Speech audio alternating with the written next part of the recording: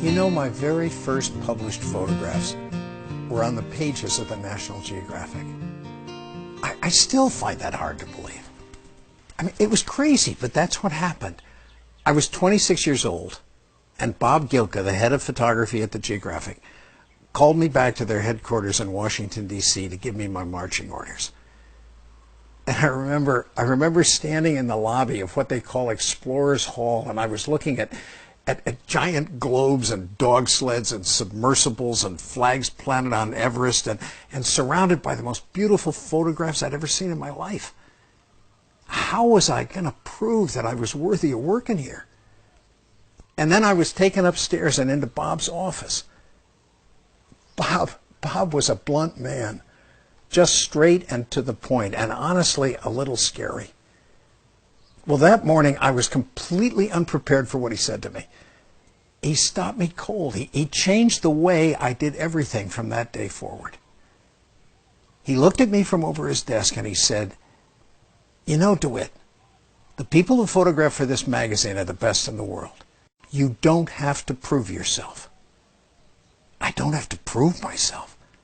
I mean, honestly, that's all I've been thinking about since I got the assignment.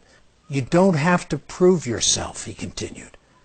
But by God, every day you had better improve yourself. The words went in. Don't prove yourself. Improve yourself. Bob was still talking. He said, "You know, I want you to spend your time every day trying to be better than you were yesterday. If you learn something that'll help the others, well, then share it. That way we'll all get better faster. Don't prove yourself.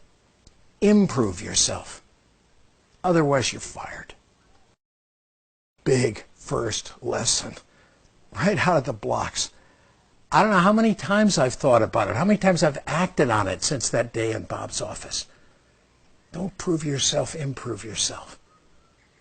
And you know, living that lesson, I've come to see that life really is a lot more about cooperation than it is about competition. It wasn't proving myself or taking others down that allowed me to succeed.